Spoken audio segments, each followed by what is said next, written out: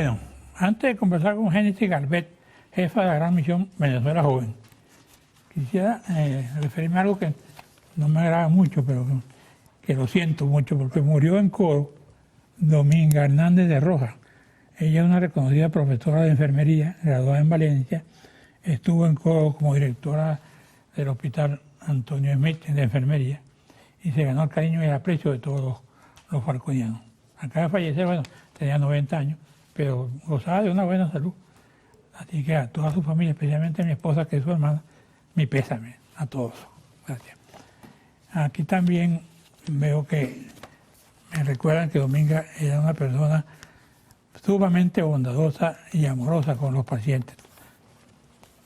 Todo el mundo la apreciaba y la muestra fue la gente que acudió a su velatorio. Bueno, dice aquí que Génesis Garbet, jefa de la Misión Venezuela. Veo también un libro que me manda Ernesto Villegas, se llama Maja Mía. Ernesto Villegas Polac. Interesante trabajo de su madre. ¿Cómo está? Bien, ¿y usted cómo está? ¿Cómo está Agradecida de estar aquí. ¿Cómo está Pedregal? Pedregal, bueno, caliente y bueno, su gente siempre noble. ¿Tiene tiempo que no va a Pedregal? Fui en diciembre. ¿Ah, sí? ¿Y qué tal? Bueno, a saludar a la familia, todo tranquilo. ¿De Pedregal que dejaste a Pedregal que está hoy, cómo lo ves? Bueno, Pedregal es un municipio que tiene una gente maravillosa, su producción ha aumentado en los últimos años, de verdad que uno lo ve con bastante alegría, la escuela, el liceo y todas sus instituciones funcionando como debe ser. ¿A qué dedica el tiempo libre?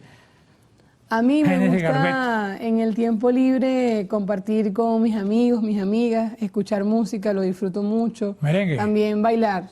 Merengue también. Sí. Yo escucho todos los géneros musicales. Bueno, me gustan mucho. ¿Vaya bolero? También. Merengue. Merengue, salsa, bachata, salsa. Bachata. El merengue pegadito, como dicen. También. Bueno, aquí tú estás como jefa de la Gran Misión Venezuela. Sí, Háblame así de es. eso. Venezuela Joven. Venezuela Joven, claro. Bueno, el presidente Nicolás Maduro tuvo la iniciativa de crear una gran misión para atender a un sector tan fundamental para nuestro país como es la juventud. Nosotros tenemos un Ministerio de Juventud y Deporte y también hemos tenido varias políticas dirigidas hacia la juventud en diversas áreas.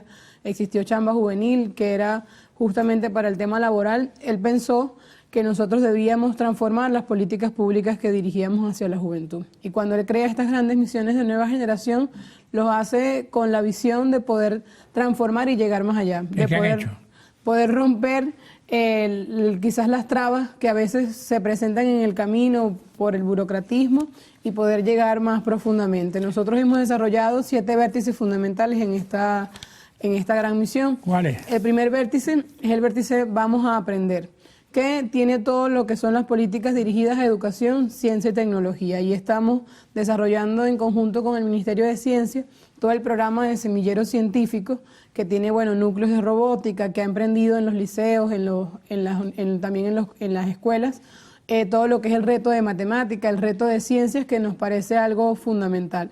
Allí estamos desarrollando también con el INSE Joven todo el proceso de capacitación de jóvenes en oficios, en artes, fundamentales incluso para el desarrollo del país en este momento, y es una política que estamos fortaleciendo, la política del INSE. Y estamos pensándonos, querido periodista, un programa que se llama Gradúate, que estamos ya enlazando a todo un grupo de profesores, a todo un grupo de conocedores de la materia educativa, para buscar a esos jóvenes que no terminaron sus estudios, que los interrumpieron por alguna razón, y poder llevar a feliz término, el culminar cada uno de esos. ¿De dónde estudios. vienen esos profesores?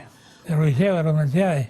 Los profesores, los que ya tenemos en cada uno de los liceos y en las universidades. La idea es buscar comunitariamente en cada comunidad esos jóvenes que interrumpieron sus estudios e incorporarlos, ya sea en las misiones educativas que ya existen en nuestro país, o incorporarlos a la vida universitaria, o en este caso a quienes tienen que culminar el bachiller. Nosotros tenemos políticas que, por ejemplo, la misión RIVA. El tema es generar toda la estrategia de captación de esos jóvenes y buscar las razones de por cuál no continuaron estudiando y tratar de facilitarles el camino para que puedan terminar sus estudios, porque entendemos la educación como un área fundamental a nosotros fortalecer dentro de los vértices. Luego tenemos el vértice número 2, que es vamos a trabajar. En este vértice nosotros tenemos muy en claro la necesidad que tienen muchos jóvenes de nuestro país de conseguir un empleo, de tener un trabajo, y en ese sentido, bueno, hemos desarrollado una política de ferias de trabajo. Comenzamos la semana pasada, tuvimos una feria de trabajo muy exitosa en el San Miguel de la Candelaria. En el piso superior estuvimos por 4 días consecutivos con más de 63 empresas, tanto del sector público como del sector privado, recibiendo el currículum de muchos jóvenes, pero además ahí también estuvo el INSE para hacer captación de los jóvenes que por ley también deben hacer sus pasantías. Hay muchos jóvenes que dicen que cuando van a buscar un trabajo, lo primero que les dicen es, bueno, pero tienes que tener experiencia laboral. Un joven con 18 años quizás no tiene la experiencia laboral, pero nosotros hicimos un llamado en ese momento y en esa feria, y lo vamos a continuar haciendo, a los diversos sectores, tanto públicos como privados, de que nosotros debemos darle la oportunidad a los jóvenes. Si algo ha pasado en Venezuela en los últimos años es que hemos tenido que madurar y hemos tenido que aprender. Tú maduraste muy joven, ¿no? ¿Ah? Tú maduraste joven.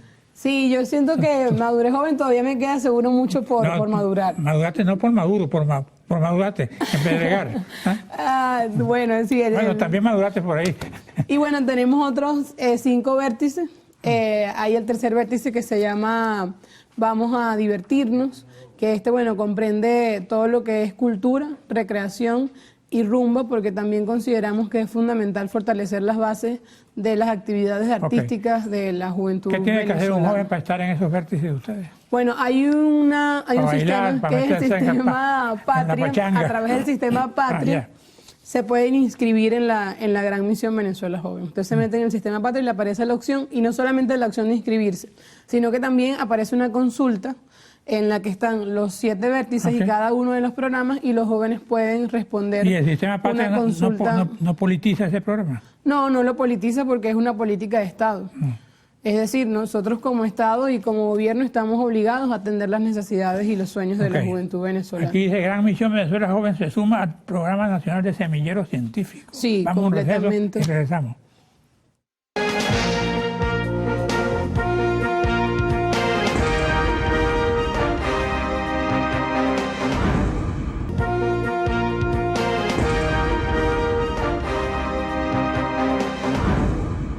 ¿Cuál es la génesis de Génesis?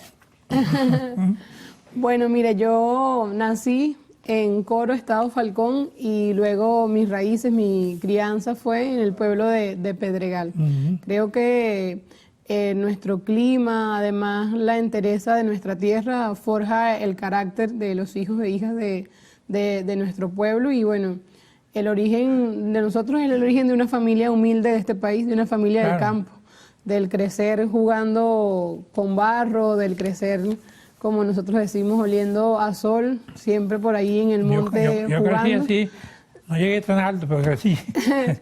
Bueno, no somos tan altos allá, pero sí de verdad que unos valores humanos de sensibilidad, de profunda solidaridad, creo que es lo que nos forjó. Yo creo que la vida de la Venezuela del campo es una vida de mucha nobleza, de bastante carácter, y es la herencia, ¿no?, de los abuelos, mis abuelas, por lo menos mi familia tiene una tradición de más de 100 años de vivir de la crianza de chivos, de ganado caprino y de tejer chinchorro.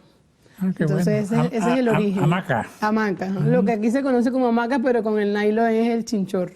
Mi mamá es tejedora de chinchorros, ¿Qué te entusiasmó maestra. a ti, Génesis, para hacer Génesis en la política? Creo que comprender en un momento de mi vida lo importante que son los hilos de la política, porque cruzan nuestra vida cotidiana. Y los jóvenes que soñamos, que tenemos desde muy jóvenes la capacidad de soñar y de tener la esperanza de que siempre todos los tiempos pueden mejorarse y pueden ser mejores. Y cuando te das cuenta que la política interviene completamente en eso, tú dices, yo quiero ser parte de las decisiones de mi vida. ¿Tus padres fueron políticos? Mi mamá es históricamente, dirigente del Movimiento Quinta República y del Partido Socialista Unido de Venezuela. Creo que verla a ella permanentemente en contacto con la gente es algo que me forjó. Y mi papá, aunque no nos crió completamente, también fue dirigente de Copey en su momento, en su juventud. Ambos maestros rurales, de esa forma se conocieron, luego cada uno agarró su camino, mi mamá nos crió a mí, a mi hermana, y bueno, como le dije, siempre la vimos a ella en contacto permanente con la gente y eso nos hizo apreciar lo importante que es crecer en colectivo, ¿no? ¿Tienes hermanos? Tengo de mi mamá una hermana menor, se llama Jennifer. Nos confunden ¿Varones? porque se parece mucho a mí. Sí, por parte de papá somos 9 y tengo 2 hermanos varones. Uno mayor que yo y uno menor. Ajá. Somos 9 por papá y 2 por mamá. ¿Qué piensas tú de este país en este momento? Yo creo que este país hoy tiene una gran oportunidad histórica de transformarse en el sentido de que nosotros venimos primero de que nuestra cultura, lo que éramos cuando nuestros pueblos originarios estaban aquí hace 500 años, fue interrumpida, saqueada y expoliada por el Imperio Español. Y luego 300 años forjaron la necesidad de independizarnos de ese imperio en ese momento. Nuestras luchas libertarias, luego de la muerte del libertador Simón Bolívar, quedaron en pausa, ¿no? Ese sueño de libertad, de integración latinoamericana, Zamora retoma esas banderas. Luego nosotros, sin duda alguna, no podemos decir que la otra gran revolución que pasó en nuestra conducta, en nuestra cultura, fue la cultura petrolera. Iniciando el siglo XX se descubre que en este país hay petróleo y eso genera una nueva cultura que nos cruza completamente, pero que nos hace, por estos últimos 100 años, un país dependiente únicamente de la renta, de la producción y la venta de petróleo. Eso pausó también. Pero tú sientes que eso ha variado. Yo siento que nosotros hoy tenemos una apertura. ¿Por qué? Porque nos hicimos vulnerables en el sentido petrolero, cuando entonces las decisiones que tomaba soberanamente nuestro país y nuestro gobierno no le convienen al imperialismo norteamericano, o en este caso al gobierno de los Estados Unidos, hacen un cerco con todo el sistema financiero mundial. Pero estamos dependiendo de importaciones americanas. Claro, lo que quiero decir es que nosotros estamos siendo igualmente bloqueados. Claro. Hay unas licencias, pero hay un evidente bloqueo. El bloqueo. Aquí llegan productos americanos y venezolanos pasan para allá. Lo que le quiero decir es que igual la venta libre de petróleo, como en la normalidad que existía hace 15 años atrás, no existe hoy en día. No solamente eso, sino también el robo de todos los activos. Usted puede decir, hoy hay productos aquí, hay productos allá, pero la empresa Citgo, por ejemplo, fue completamente robada al Estado venezolano, instrumentalizando a una oposición que no le importó que esa riqueza y que ese patrimonio es del pueblo venezolano y lo entregó bajo una consigna de total incoherencia. Te has preparado una política agresiva, ¿no? ¿Con quién estás tú, compañera? Bueno, imagínense que estos 11 años no han sido fáciles, así que nos ha tocado aprender profundamente, porque si algo tenemos claro es que tenemos que construir un país, y para construir ese país hay que conocerlo. ¿Tú eres socialista? Sí, soy socialista. ¿Del PSUV? Soy del Movimiento Futuro en este momento. ¿Con quién estás tú? Me formó el Partido Socialista Unido de Venezuela, con el presidente Nicolás Maduro y con el capitán Diosdado Cabello, porque somos el mismo equipo, somos el equipo del comandante Chávez. ¿Y los demás también? Claro, ahí hay un fuerte liderazgo. ¿Tiene diferencia con algunos? Creo que nosotros entendemos en la profundidad la unidad política porque tenemos un proyecto histórico. Somos diversos en el chavismo, pensamos de forma distinta. Lo que sí entendemos es que la unidad es lo que nos permitirá, en medio de la diversidad, sostener el proyecto político que nosotros defendemos.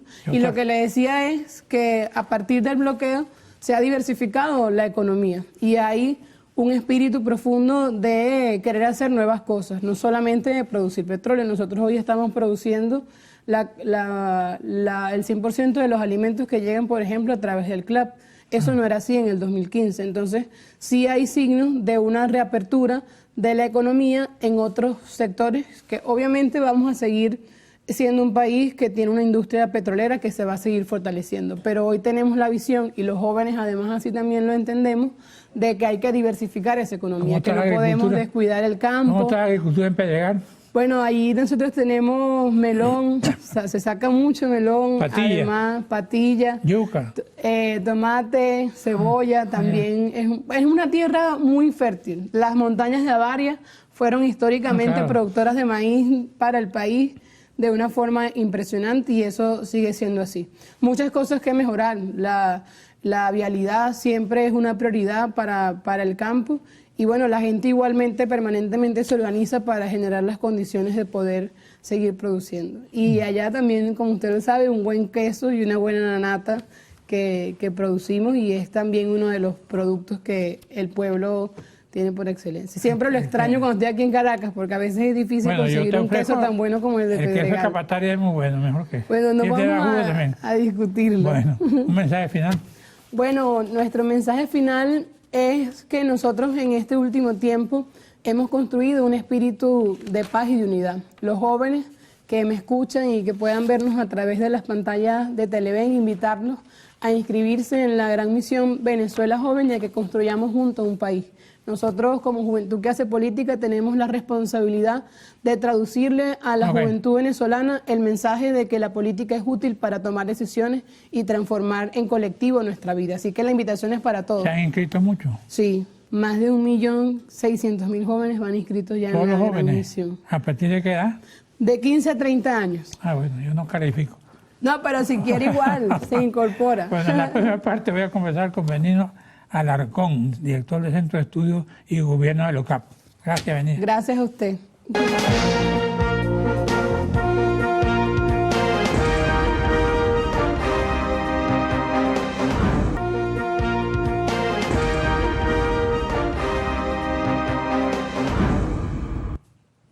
Bueno, bienvenido, Benigno Alarcón, director del Centro de Estudios Políticos de Gobierno de la Universidad Católica Andrés Bello. ¿Cómo está eso para este año?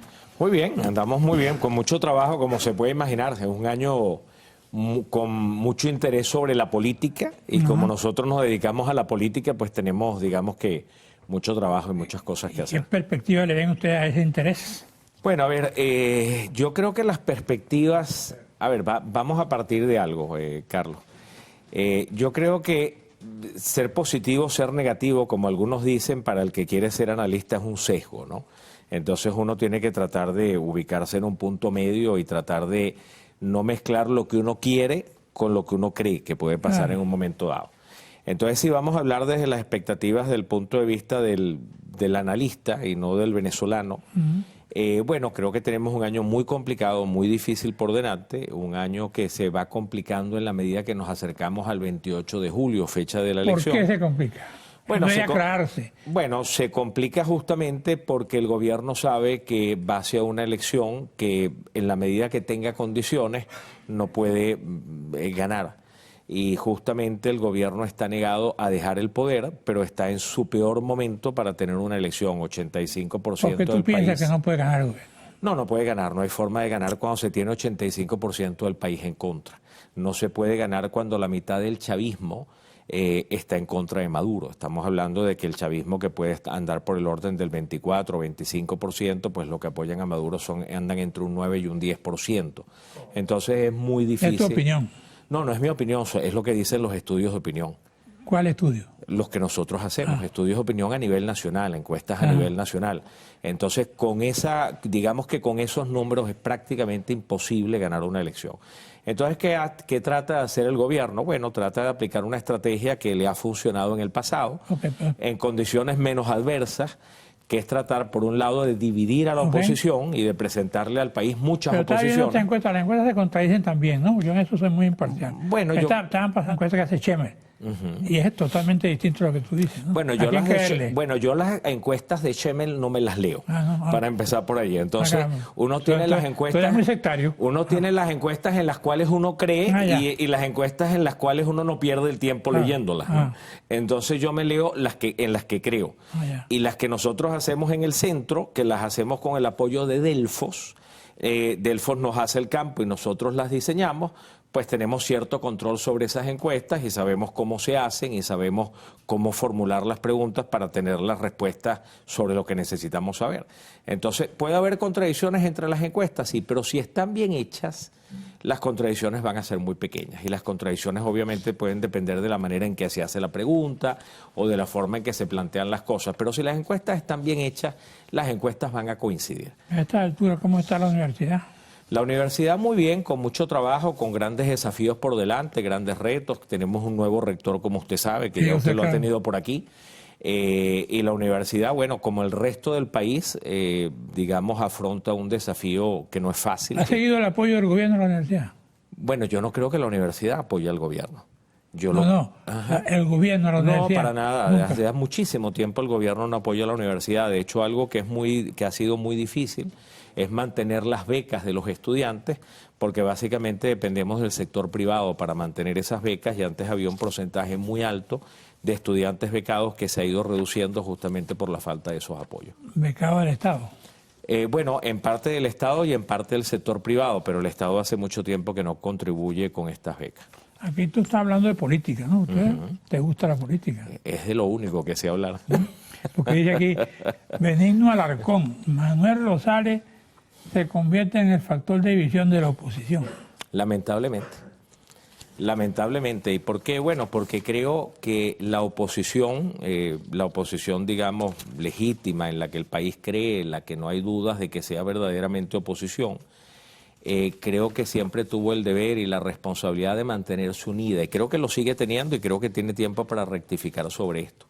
Y justamente cuando la oposición trata de ponerse de acuerdo en una candidatura y tratar de inscribir esa candidatura, pues bueno, lamentablemente sucedió lo que sucedió, y eso de alguna manera sumió a esa oposición en un debate innecesario sobre quienes apoyan la candidatura de Manuel Rosales y quienes no la apoyan, cuando básicamente toda la oposición tenía que estar de acuerdo en una sola candidatura que se debería haber inscrito. Aquí dice alguien que dice efecto Cocuyo, ¿es posible un acuerdo unitario entre la candidatura de Manuel Rosales, Enrique Márquez y Edmundo González? ¿Tú crees en eso?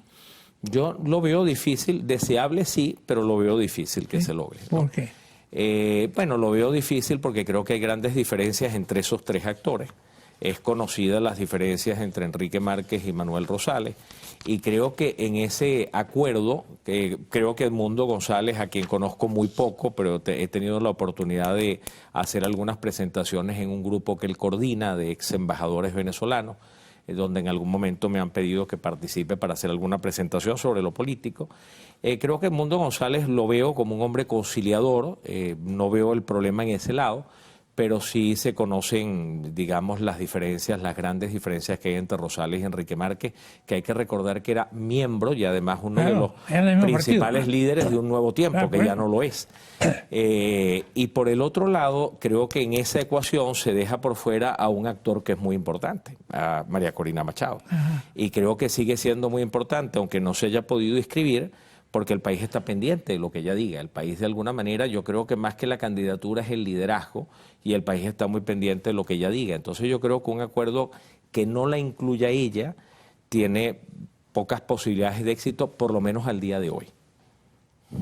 ¿Por qué tú crees que no la incluyen? Rosales y esa gente que no son del gobierno. No, me baso en la noticia que tú acabas de leer. Yo lo que creo es que la oposición en general, los partidos, creo que sí conversan con ella, y creo que sí están conscientes de que ella tiene un rol de liderazgo allí que, bueno, que de alguna manera no se puede ignorar. Pero lo digo por la nota que me acabas de leer, donde me nombran a tres actores y no me nombran a ese actor que creo que es fundamental en esa ecuación. Bueno, ¿qué otra cosa nos puede decir hoy? Bueno, mira, lo otro que yo me atrevería a decir hoy es que yo creo que el gobierno, lamentablemente, va hacia una elección que no le va a servir para sus propósitos. ¿Y qué quiero decir con esto? A ver, cualquier gobierno hoy en día que celebra elecciones, y no todos los que celebran elecciones son democráticos, en el caso de Venezuela no lo digo yo, lo dicen todos los índices internacionales, no vivimos en un régimen democrático, sino en lo que se conoce como una autocracia electoral. Bueno, las autocracias electorales necesitan legitimarse en los procesos electorales. ¿Y por qué necesitan legitimarse? Bueno, porque necesitan que tanto los actores internos como los externos reconozcan que este señor tiene apoyo mayoritario. Y resulta que al tipo de elección que estamos yendo y bajo las condiciones que estamos yendo, difícilmente van a servir para que el gobierno diga, hubo una elección, yo la gané, tengo el apoyo, tengo legitimidad. Va a ser tremendamente complicado. Ayer hubo un acto en Miraflores y asistieron prácticamente todos los sectores sobre el equipo. Fedecámara, CTV, todas las instituciones democráticas de Venezuela. ¿Cómo interpretas tú eso? Bueno, yo no lo interpreto como apoyo al gobierno, lo interpreto como apoyo al Esequibo. Yo creo que ningún venezolano, en principio, puede estar en contra de que Venezuela luche por recuperar el Esequibo. Otra cosa, yo estoy de acuerdo con que hagamos el mejor esfuerzo por recuperar el Esequibo.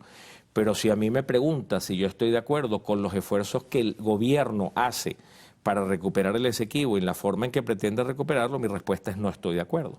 Porque creo que lo primero que tenemos que hacer es continuar en un proceso en la Corte Internacional de Justicia donde nos hicimos parte, porque además estuvimos presentes en las primeras actuaciones. Y no podemos salirnos a mitad de un juicio diciendo que ahora no reconocemos a la Corte, porque la reconocimos, sencillamente validamos ese reconocimiento estando presente en las primeras actuaciones. Y yo creo que Venezuela tiene buenos argumentos, tiene buena documentación para defender su posición sobre el Esequibo. Y creo que no hacerlo ante la Corte Internacional de Justicia, bueno, abre otras opciones que no son deseables para nadie, ni para Guyana ni para los venezolanos. Entonces creo que una cosa es el apoyo digamos, a la posición que tenemos sobre el Esequibo y otra completamente distinta, es decir, apoyamos al gobierno. Estamos terminando. ¿Cómo ves tú la situación en las universidades en este momento? ¿Cómo veo, perdón? La situación en las universidades nacionales. Bueno, las universidades están en una situación muy complicada. Estamos viendo, por ejemplo, lo que ha pasado con la Universidad de los Andes, que tenía una elección en estos días y básicamente ha sido suspendida. Y creo que hay un esfuerzo importante del gobierno por intervenir en la vida universitaria. Y una cosa que es fundamental es que estemos conscientes de que la universidad, en buena medida, es una institución que representa la inteligencia y la conciencia del país. A la Católica no la ha intervenido. Y no podemos cooptarla. No, yo creo que la Católica ha tenido suerte en que no haya sido intervenida, entre otras cosas, porque es una universidad vinculada a la Iglesia y resulta que son pocos los actores políticos, los gobiernos que les gusta meterse con la Iglesia, ¿no? Y creo que eso de alguna manera nos da cierta ventaja. Estamos bajo la protección de Dios. ¿Ah? ¿Católico? Yo soy católico, sí. ¿Reza? Rezo, pero digamos que tengo mi forma de rezar. Me gusta conversar con Dios. ¿Así? ¿Qué te dice Dios? Yo no sigo normalmente con los rituales. ¿Y qué te dice Dios? Yo creo que Dios ¿Cómo ve las elecciones Dios aquí? Creo que Dios nos habla de distintas formas. No Dios el otro, Dios legítimo. No Dios el otro, sino Dios. Yo creo que nos habla de distintas maneras. Y creo que un mensaje para nosotros al final del día es que tenemos que seguir luchando por el país que tenemos, por nuestro país.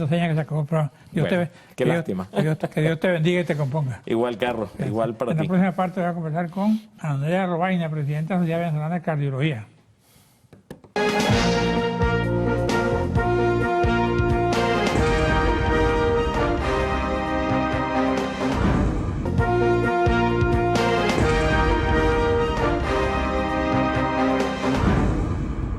Bueno, cuando me refería a la muerte lamentable de una gran enfermera venezolana como Dominga Hernández de Rojas, olvidé darle el pésame a sus hijos Nereida, Alejandro y Alejandro Ramón, además de su esposa naturalmente Alejandro, y a su hermana Carlita y a mí propio.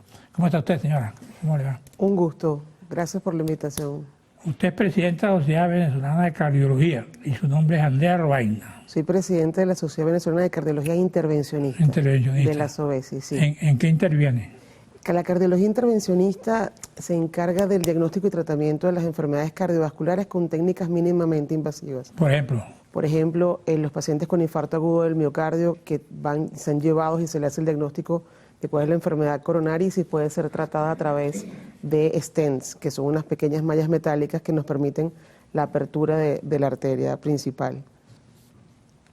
Hay otras cosas que la cardiología intervencionista también interviene, como el tratamiento de enfermedades estructurales, el cierre de defectos congénitos, como la comunicación interauricular, como la comunicación interventricular, y también el tratamiento de patologías como la estenosis aórtica, la estenosis mitral y valvulopatías en general, que antes solo se limitaban a través de la cirugía cardiovascular.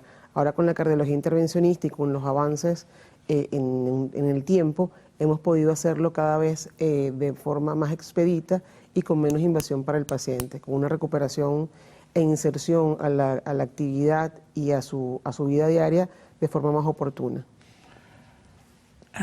Y en este momento, ¿cómo está la situación aquí? Realmente hemos ido escalando, hemos ido mejorando con las instituciones tanto públicas como privadas. Tenemos personal altamente calificado a través o distribuido en todo el territorio nacional, no solamente aquí en el Distrito Capital, sino también en las regiones. Tenemos personal calificado y capacitado para realizar este tipo de intervenciones. Desde el punto de vista público, hay 4 hospitales grandes aquí en Caracas que se encargan de la realización de estos procedimientos, como es el Universitario de Caracas, el Hospital Militar, el Hospital Vargas de Caracas y el Hospital Miguel Pérez Carreño. Y en el interior también tenemos tanto público como privado, realmente. En este momento, ¿cómo están de presupuesto? ¿Cómo están de facilidades de atención al paciente? Tenemos el personal altamente calificado y los recursos en los lugares públicos nos los da el Ministerio de Salud a las diferentes entidades. Ha habido un incremento en la entrega de material para poder ayudar a la población en general, porque la causa cardiovascular, de muerte cardiovascular y morbilidad en el mundo es la primera causa y Venezuela no escapa a esas cifras. Sin embargo, la demanda sigue siendo alta para este tipo de procedimientos. Ahora eso no tiene cura, por lo que veo. Realmente la prevención cardiovascular sería la clave para evitar llegar a tener enfermedad coronaria. Podemos tratarla, revertirla no la podemos revertir, pero sí la podemos tratar y mejorar. Doctora, ¿cuáles son los síntomas de la enfermedad coronaria? De la enfermedad coronaria, el síntoma cardinal es el dolor torácico. Es el dolor en el centro del pecho, generalmente opresivo, que se desencadena con el esfuerzo físico o con un estrés y que mejora con el reposo, con ciertos medicamentos como son los nitratos. Pero aparte del dolor torácico, hay otros síntomas asociados que no son tan cardinales, pero está asociado como la disnea, las palpitaciones e incluso el síncope, y hay pacientes que debutan con muerte súbita por arritmias ventriculares malignas.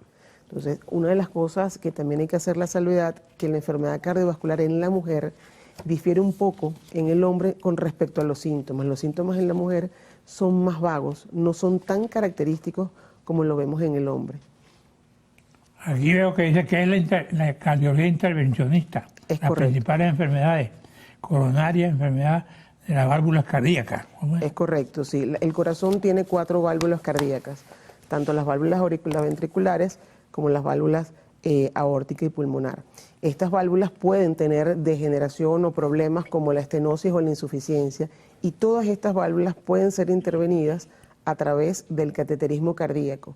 Es decir, podemos implantar válvulas como por ejemplo el implante de válvulas aórticas transcatéter en aquellos pacientes con estenosis aórtica severa, que generalmente lo vemos en pacientes mayores de 65 años, y cada vez es más creciente el número en esta patología, y lo podemos hacer a través de una pequeña intervención a través de cateterismo cardíaco. ¿Los hospitales públicos cómo están preparados para eso? Sí, tenemos el material y tenemos el personal entrenado y calificado para hacerlo. Lo que es que el costo de este tipo de dispositivos es elevado. Entonces muchos de los pacientes pueden costearlo y otros pacientes a través de fundaciones, como la fundación... ¿Pero el Estado no lo costea? El Estado puede ayudarlo a través de fundaciones, a través de la Fundación Pueblo Soberano. Hemos recibido las ayudas a través de los diferentes ministerios. Los pacientes han logrado obtener la ayuda para el implante de este tipo de válvulas. Sí. ¿Han aumentado los implantes? Sí, ha aumentado los implantes en la medida que se ha podido seguir ayudando a la gente a través de conseguir los recursos para el implante de este tipo de dispositivos. Aquí dice, los procedimientos más comunes en hemodinamia para tratar son... Generalmente los procedimientos más comunes son para la cardiopatía isquémica, es decir, son los procedimientos coronarios, tratar las arterias tanto en cardiopatía isquémica aguda como en pacientes crónicos con dolor torácico, con angina estable, y que son llevados a través de pruebas de inducción de isquemia que resultan positivas y son llevados a este estudio y evaluamos y encontramos lesión coronaria que es susceptible a colocarle la mallita que nosotros llamamos stent, y con eso estamos resolviendo el problema isquémico del paciente. Hay otros pacientes que no... ¿Han aumentado esos implantes? Sí, claro, cómo no. ¿Sí? De hecho, tenemos un porcentaje muy alto de morbilidad y mortalidad cardiovascular, y eso se basa en que tenemos que hacer un poco más énfasis en la prevención cardiovascular, no solamente llegar al tratamiento, sino realmente evitar llegar a tener que nosotros intervenir. Una persona, doctora, que no tenga recursos y tenga esos problemas, ¿qué tiene que hacer? Debe acudir al centro de salud más cercano, si es en la capital, los hospitales grandes o los hospitales Diana con cardiología intervencionista, son estos 4 hospitales: Hospital Universitario de Caracas, Militar Carlos Arbelo, el Hospital Vargas de Caracas y el Hospital Miguel Pérez Carreño, y a través del servicio de cardiología se le va a prestar toda la inducción y orientación para poder acceder a este tipo de procedimientos. Bueno, aquí leo esta noticia, parece que no es nueva. Congreso de Cardiología Intervencionista se celebrará 18 de noviembre. Realmente el año pasado, 17 y 18 de noviembre, recibimos en el Hotel Eurobuilding de Caracas nuestro 20º Congreso Nacional de Cardiología Intervencionista de la SOBESI, que lo hacemos año a año desde su fundación el 4 de abril en el 98, cuando comenzamos a ejercer funciones en el país como una sociedad civil y sin fines de lucro. Este año tenemos el Congreso Nacional de Cardiología Intervencionista, el 21º, en los días 22 y 23 de noviembre, donde se dará cabida a panelistas de alto nivel, tanto nacionales como internacionales.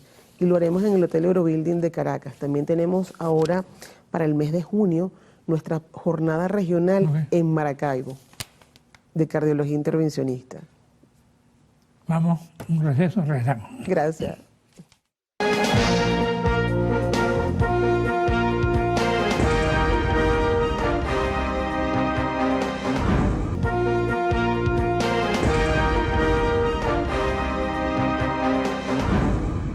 Antes de continuar te pregunto, ¿por qué escogiste esta profesión? Realmente... ¿Quién te invitó? Bueno, realmente desde muy jovencita quería estudiar medicina y quería ser cardiólogo, pero me enfoqué cuando estuve en cuarto año de la carrera de medicina. Yo estudié en la Escuela de Medicina José María Vargas de la Universidad Central de Venezuela y mis profesores en ese momento me enamoré de la cardiología intervencionista en ese instante. ¿El decano? En ese momento era el doctor Emilio Bagda, entró en el segundo periodo. Pero la verdad, en la Escuela de Medicina tuve la inducción hacia cardiología. Siempre quise ser cardiólogo intervencionista realmente desde cuarto año de la carrera. Podemos ayudar a mucha gente y podemos tratar patologías muy, muy peligrosas que incluso ponen en riesgo la vida de la gente en muy poco tiempo y podemos resolverlo en cuestión de minutos. Háblame del cateterismo. El cateterismo cardíaco no es más que pintar las arterias del corazón para poder visualizar si tienen algún tipo de obstrucción en ellas o no. Y a través de eso, encontrando el problema y encontrando la obstrucción que sea susceptible a ser tratada con una lesión mayor al 50%, pues nosotros tratamos de intervenir y colocar un stent y con eso resolvemos el problema. Y un paciente que estaba en condiciones de enfermedad aguda, podemos tratarlo y enviarlo a su casa al día siguiente sin problema alguno. ¿Tiene cura? Pues cuando hace la intervención por aquí, por las venas, eso es efectivo. Realmente es tratar el problema. Curarlo no lo curamos, sería alguna forma de decirlo, porque la enfermedad coronaria es un daño endotelial inicialmente de todo el vaso sanguíneo. Lo que estamos abriendo ¿Por qué se produce eso? Hay muchos factores que pueden generar enfermedad coronaria y parte de eso es la mala alimentación, una vida sedentaria, y eso va a permitir, con otro tipo de cosas, incluyendo los factores genéticos, que se incide y que el colesterol libre se vaya depositando en parte de la arteria y eso haciendo una obstrucción que se va haciendo hacia la luz y eso en el tiempo hace una obstrucción significativa que impide el flujo de sangre hacia ese músculo cardíaco y eso empieza a disminuir y empiezan los síntomas. Y empiezan los síntomas de alarma donde nosotros tenemos que intervenir. La ecocardiografía. La ecocardiografía es un procedimiento no invasivo que nos da muchas luces sobre la estructura del corazón sin tener que hacer una invasión sobre el paciente. ¿Qué llamas tú no invasivo? Es decir, no tener que entrar a través de las arterias o las venas para poder hacer un diagnóstico. Esto a través de un ecógrafo, una sonda portátil, usted la pasa a través del tórax del paciente y nos puede a través de... Yo creo que antes o sí se hacían eso. Siempre se ha hecho con ultrasonido, eso es netamente un ultrasonido donde nosotros podemos ver la estructura cardíaca. No tenemos que introducir con el ecocardiograma, no tenemos que hacerlo. Entonces eso sí nos permite evaluar la estructura del corazón, ver el grosor de las paredes, ver las válvulas, si hay algún problema de estenosis o insuficiencia, incluso el pericardio, así como la vena cava superior e inferior. La resonancia magnética cardíaca es otra herramienta que tenemos para poder nosotros evaluar parte de esta estructura, pero con mayor fidelidad y sensibilidad para cierto tipo de patologías y además nos permite también con diferentes técnicas que se realizan a través de la resonancia magnética, evaluar la viabilidad y funcionalismo del corazón. Esos son los estudios previos que nosotros hacemos antes de un cateterismo probablemente. ¿La tomografía computarizada?